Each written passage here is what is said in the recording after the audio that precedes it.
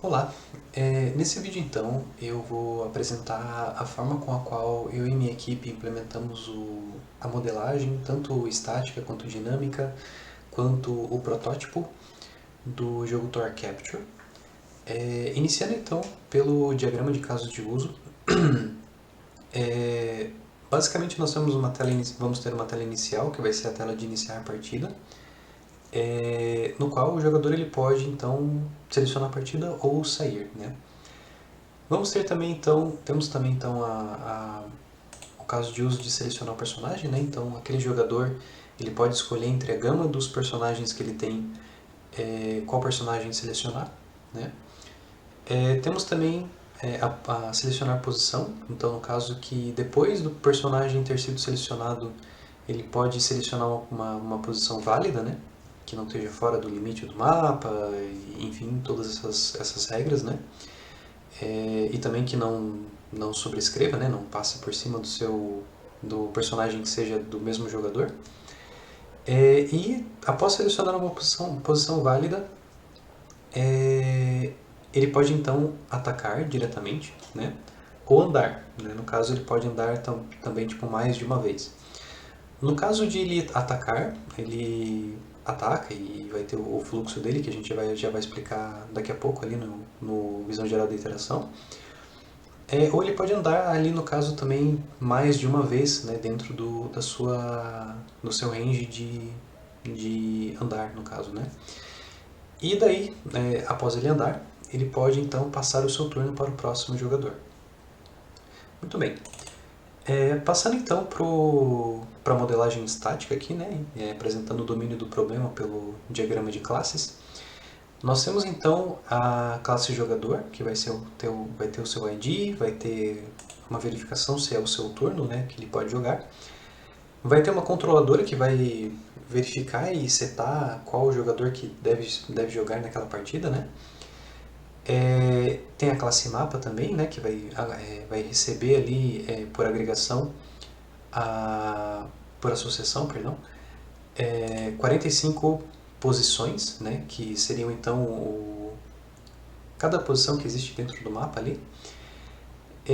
E também vai ter, no caso, o atributo de ter partida em andamento ou não, né? Então, no caso, ela que vai verificar se a partida está em andamento. Caso não esteja em andamento, ela vai dar a opção de mudar então para uma nova partida, né?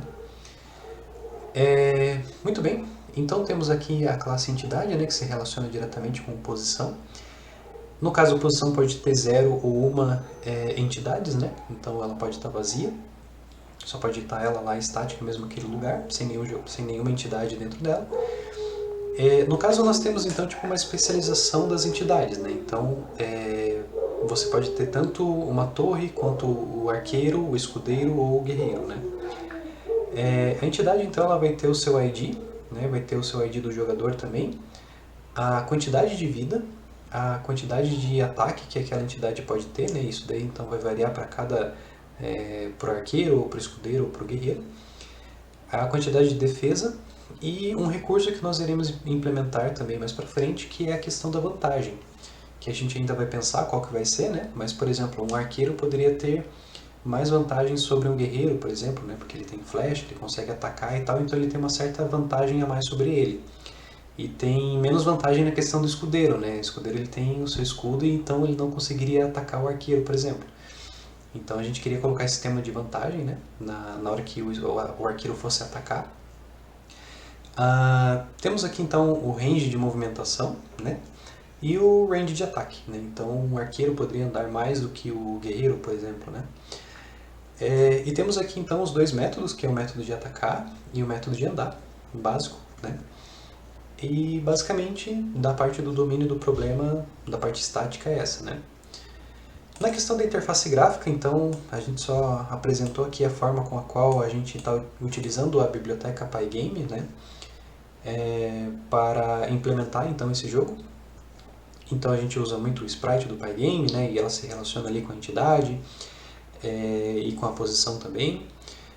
Nós colocamos ali o ator como o mapa, né, que vai receber as posições, vai receber o game também, que é a classe que nós criamos para poder controlar toda essa questão de inicialização do Pygame. também utilizamos ali o event, né? E a questão de clique do mouse também, né? Então todos eles se relacionando com o mapa. Essas especificações, né, essas questões mais específicas ali de como é que a gente implementou, a gente deixou para o código, né? Qualquer coisa pode ser verificado ali no código.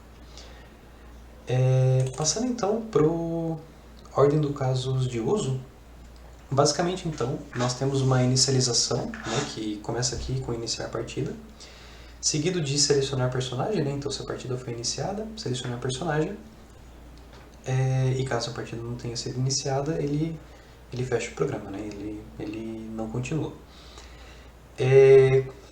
Então, a partir do momento que ele pode selecionar o personagem, se esse personagem for válido, né, ele pode então selecionar a sua posição. E aqui que nós temos aqui já um nó de decisão, né? Então, a partir do momento que ele seleciona uma posição, se essa posição selecionada for uma posição do inimigo, então ele vai atacar diretamente, né? Se essa posição não for de um inimigo e não for de uma entidade, né? Não for de um amigo dele, não for a torre dele, por exemplo, né? Então ele pode andar. Na parte do ataque, vai ter também o nó de decisão, né? Então, se no último ataque, né, se for a última entidade a ser morta ali pelo outro jogador, a partida termina e daí começa com iniciar a partida. Daí, no caso, seria de que aquele atributo de partida em andamento vai para falso, né? E daí vai iniciar a partida.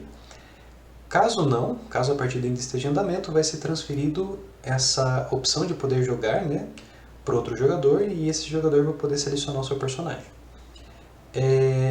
E aqui na outra questão ali, né, do inimigo não atacar diretamente e só andar, ele também vai ter um nó de decisão, ou seja, se depois de ele ter andado ele pode atacar, né, se essa posição que ele atacou for uma posição do inimigo, ele pode atacar, né.